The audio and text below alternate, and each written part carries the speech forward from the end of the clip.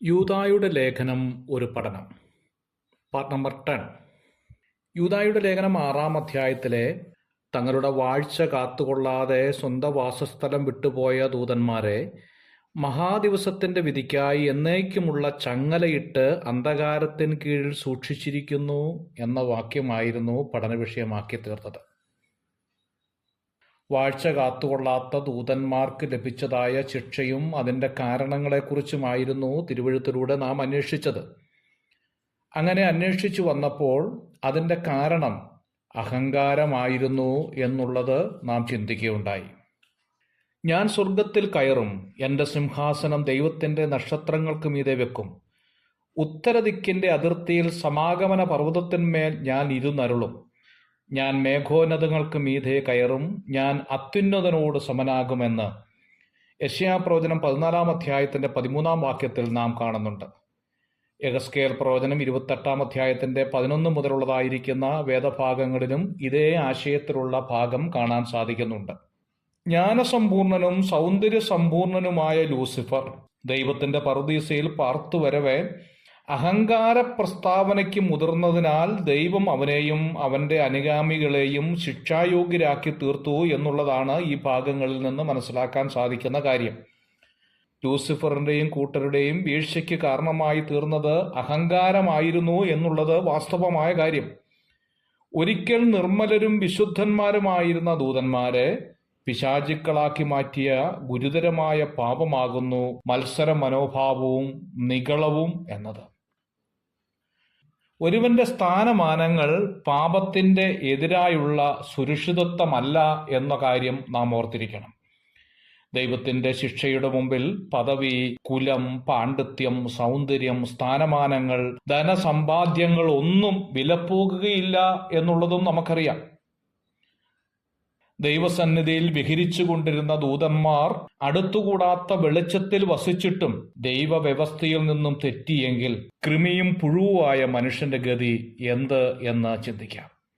ഓരോ ദിവസവും വീഴാതെ വണ്ണം നമ്മെ തന്നെ സൂക്ഷിക്കുന്നതിനോടൊപ്പം വിശുദ്ധ പ്രമാണങ്ങളെ കാത്തുകൊള്ളുവാനും ദൈവവചനം നമ്മെ അനുശാസിച്ചു കൊണ്ടിരിക്കുകയാണ്.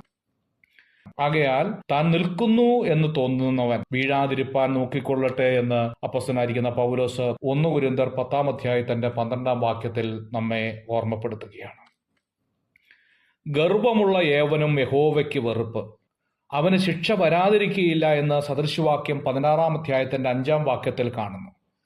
ഞാൻ എന്ന ഭാവവും അധികാരഭ്രമവും നമ്മിൽ നിന്ന് പിഴുതുമാറ്റേണ്ട കാലം അതിക്രമിച്ചിരിക്കുകയാണ്. ഗർവവും അഹങ്കാരത്തിനും പകരമായി ദൈവകൃപയും വിനയവും നമ്മളിൽ തഴച്ചു വളരുവാൻ അനുകൂല സാഹചര്യം ഒരുക്കി കൊടുക്കണം. മത്സരികളായി തീർന്ന ദൈവദൂതന്മാരെ യഥാസ്ഥാനപ്പെടുത്തുവാൻ ദൈവം ഒരു പദ്ധതിയും ഒരു നാളിലും ചെയ്തിട്ടില്ല എന്നുള്ളത് നമ്മെ അത്ഭുതപ്പെടുത്തുന്ന ഒരു കാര്യമാണ്. പക്ഷേ ദൂതന്മാരെക്കാൾ അല്പം മാത്രം താഴ്ത്തി തേജസ്സും ബഹുമാനവും അണിയിച്ചിരുന്ന മനുഷ്യൻ പാപത്തിൽ അണ്ടുപോയപ്പോൾ, ദൈവ സംസർഗം നിലച്ചുപോയപ്പോൾ ദൈവം അവന് വേണ്ടി അത്രേ വീണ്ടെടുപ്പെന്ന മഹത്വമേറിയ ദൈവിക പദ്ധതി ഒരുക്കിയത്. ജീവിതത്തിൽ സ്വർഗീയ ആരാധനയും ഗാനവും നിലച്ചുപോയ ദൂതനെക്കുറിച്ച് സ്വർഗത്തിനൊരു അയ്യോഭാവവും ഇതുവരെ തോന്നിയിട്ടില്ല എന്നുള്ളത് ആശ്ചര്യപ്പെടുത്തുന്ന ഒരു കാര്യമത്രേ. എന്നാൽ സഭയാം പറുദീസയുടെ അതിർത്തിക്കുള്ളിൽ ആത്മീക ആരാധനയും സ്തുതിസ്തോത്രവും ഇല്ലാതെ ഒതുക്കത്തിൽ കഴിയുന്ന ഒരു വിശ്വാസികളുടെ അധപ്പതിച്ച നിലവാരമാണ് സ്വർഗത്തിന് ഏറ്റവും വേദന ഉളവാക്കുന്നതായ കാര്യം. എണ്ണി എണ്ണി പറഞ്ഞാൽ എത്രയോ പദവികളാണ് അവൻ ദൂതന്മാരെക്കാൾ ശ്രേഷ്ഠമേറിയ നിലയിൽ നമുക്ക് ഒരുക്കിയിട്ടുള്ളത്. മാനവജാതിയോട് സുവിശേഷം ഘോഷിപ്പാനും ലോകത്തെ വിധിപ്പാനും അവൻ നമ്മെയാണ് തിരഞ്ഞെടുത്തത് എന്നോർക്കുമ്പോൾ എത്രയോ സ്തുതിസ്തോത്രങ്ങൾ അർപ്പിച്ചാൽ മതിവരാത്തതാണ്. ഇത്രമാത്രം നമ്മെ സ്നേഹിക്കുന്ന ഒരു ദൈവത്തെ കൊണ്ട് നമ്മുടെ ഹൃദയത്തിന്റെ ശൂന്യത ദിനം പ്രതി നിറയ്ക്കാം.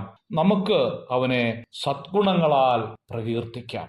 ഒരു കാര്യം നാം ഓർത്തിരിക്കണം, എത്ര പദവിയുള്ളവനാണെങ്കിലും നമ്മുടെ ഹൃദയത്തിൽ അഹങ്കാരത്തിന്റെ ചെറിയ ഒരു അണു എവിടെ ഉത്ഭവിക്കുന്നു അവിടെ നമ്മുടെ നാശത്തിന്റെ ആരംഭം തുടങ്ങുന്നു എന്നുള്ളതാണ്.